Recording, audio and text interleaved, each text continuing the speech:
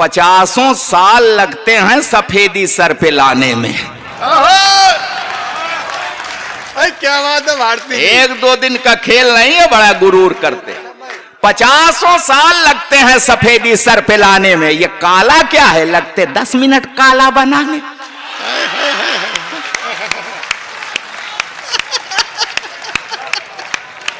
बहुत बढ़िया। और सुन लो एक बात यार, अब मैं जिस कवि को बुलाने जा रहा हूं वो प्यार का विरोधी कवि है। मोहब्बत करने वालों को अगर देख ले तो योगी जी को फोन कर देता है, तो उनकी जो एंटी मजनू स्क्वाड है वो आके पकड़ लेती है। अगले संस्कार वाले राधे श्याम भारती हमारे बीच में है। दारू की इनकी बड़ी एक प्रसिद्ध कविता है, मुझे नहीं पता आज वो क्या सुनाएंगे, लेकिन बहुत अच्छे आदमी हैं। इन्होंने अपने गांव में सत्संग कराया, जब लोग ज्यादा पीने लगे तो ये हुआ कि भाई एक बाबा जी को बुलाओ, कथा कराओ, गांव में कुछ सुधार हो। तो एक बाबा जी आए, उन्होंने 1.5 घंटे तक प्रवचन दिया। 2 गिलास मंगाए, एक गिलास में शराब, एक गिलास में पानी, दोनों ऐसे गिलास रख दिए। अब उन्होंने एक कीड़े को पकड़ा, पहले पानी में डाला, कीड़ा तैरने लगा, गांव वाले ताली बजाने लगे, बहुत बढ़िया महाराज आपने बहुत अच्छा काम किया है। अब वही कीड़ा बाबा जी ने निकाल के शराब के गिलास में डाल दिया, तो कीड़ा मर गया। बाबा जी बोले इस घटना से आपको क्या शिक्षा मिलती है? तो एक भागलपुर वाला ही खड़ा होगा वहां, एकदम से खड़ा हुआ, बोले महाराज समझ गया, इस घटना से यह शिक्षा मिलती है कि शराब पीने से पेट के सारे कीड़े मर जाते हैं। तो आइए बहुत जोरदार तालियों के साथ प्रयागराज से पधारे हुए हमारे शानदार कवि राधे श्याम भारती, उन्हें आमंत्रित करते हैं। और तालियां कमजोर है, एक बार बहुत जोरदार तालियों से उन्हें आमंत्रित करिए। आए भारती। कि माँ छाल एक पेड़ की घिसकर लगाती थी।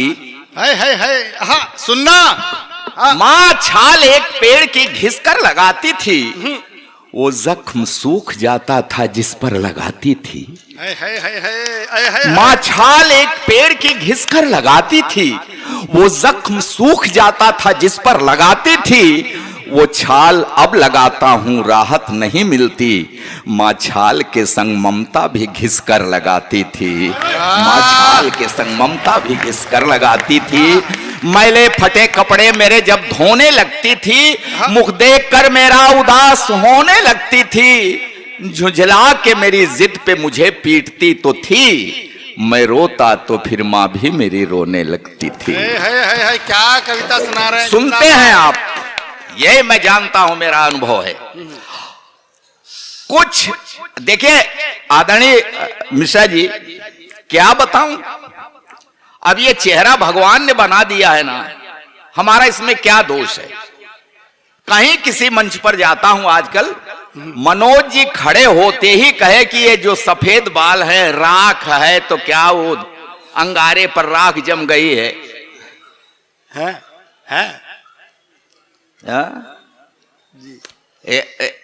आज मेरी उम्र के काफी लोग हैं, ये लोग ऐसा मजाक उड़ाते हैं कि हद है।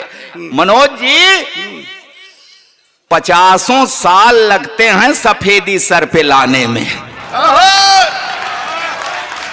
क्या बात है भारती, एक दो दिन का खेल नहीं है, बड़ा गुरूर करते। 50 साल लगते हैं सफेदी सर पे लाने में, ये काला क्या है, लगते 10 मिनट काला बनाने।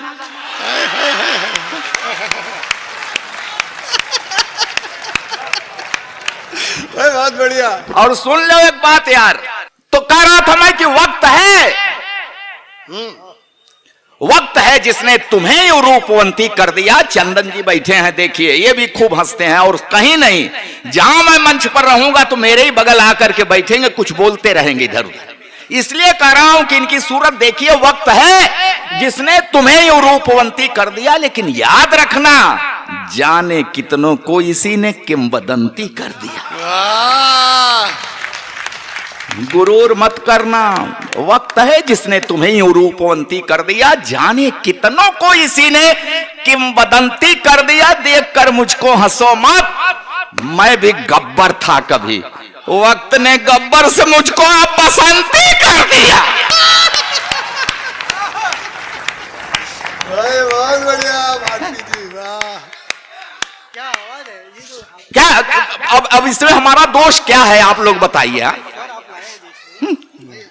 मैं छोटा सा था तो मिश्रा जी, मैं छोटा था तो बड़ा होनहार था। सही, एकदम सच कह रहा हूं। इतने बड़े मंच पर मैं आज झूठ नहीं बोलूंगा, कसम से। अच्छा, झूठ मतलब कि जब मनोज है ही है तो मैं क्यों झूठ बोलूं? ये मैं छोटा था तो बड़ा होनहार था, एकदम सच कह रहा हूं आपसे। मुझको देखकर मेरी अम्मा, चाची, बुआ, मामी, मौसी सब कहती, हे देख देख इसके बाल मुझ पर गए हैं। कोई कहती आंख मुझ पर गई, कोई कहती नाक, कोई कहती होठ, कोई सब कहती ये मुझ पर गया है, ये मुझ पर गया है, ये मुझ पर। वो तो बाद में मेरे गजब के कारनामों को देख के सब पलटी मार गई। कहने लगी हरामखोर, पता नहीं किस पर गया है। अच्छा, मैं बिगड़ न जाऊं इसलिए मेरे बाप ने मुझको वो गांव वाले सरकारी प्राइमरी स्कूल में नहीं पढ़ाया। हाँ, मेरा एडमिशन एक अच्छे प्राइवेट स्कूल में कराया। पिताजी का ये अच्छा विचार था, मगर मैं भी होनहार था। उस अच्छे स्कूल की अच्छी पढ़ाई भी मेरा कुछ नहीं बिगाड़ पाई। मैं वहां भी अति प्रसन्न, 5वीं तक पहुंचते पहुंचते सर्वगुण संपन्न। सर्वगुण का जवाब नहीं। पढ़ाई लिखाई छोड़कर हर विषय का विशेषज्ञ। फिर मेरे बाप ने घर पर 50 रुपए महीने का ट्यूटर लगा दिया मिश्रा जी।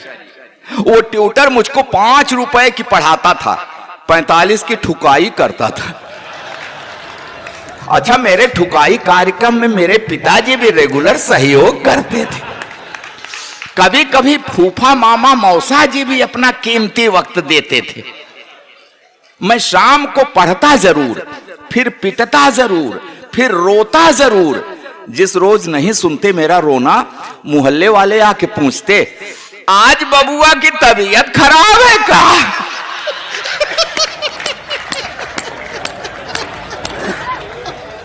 अच्छा, जिस बार मैं पास हो जाता था तो पिताजी बाजार की किसी दुकान से मुझको जूते दिलवाते थे। जिस बार फेल हो जाता था खुद देते थे।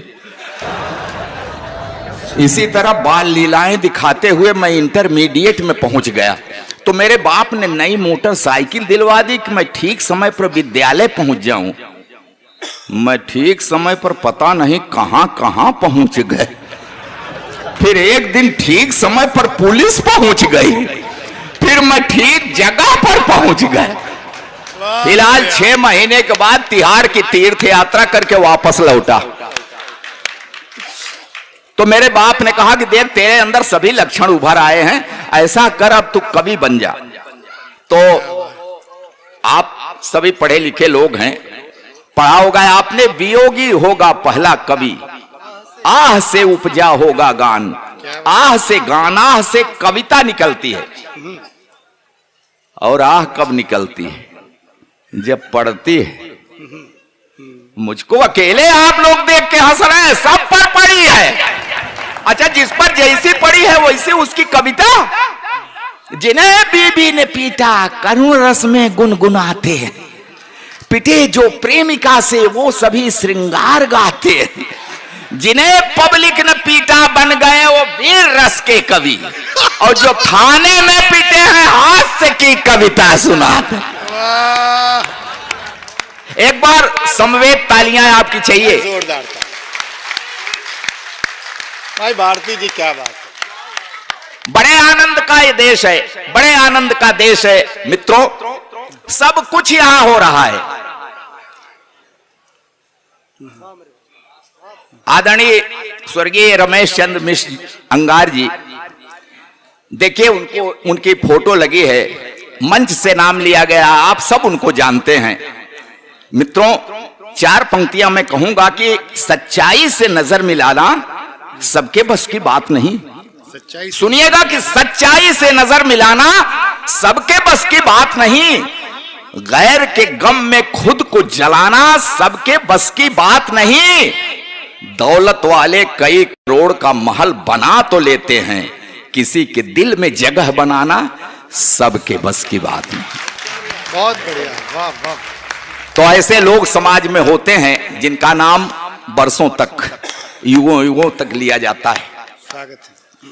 तो मैं कह रहा था मित्रों, मैं देखिए डुबो कर हास्य में हम व्यंग की कविता सुनाते हैं, मशीनी जिंदगी से त्रस्त चेहरों को हंसाते हैं, जो ऐसी महफिलों में भी नहीं दिल खोल कर हंसते, वही एक दिन किसी सर्जन से अपना दिल खुलाते हैं।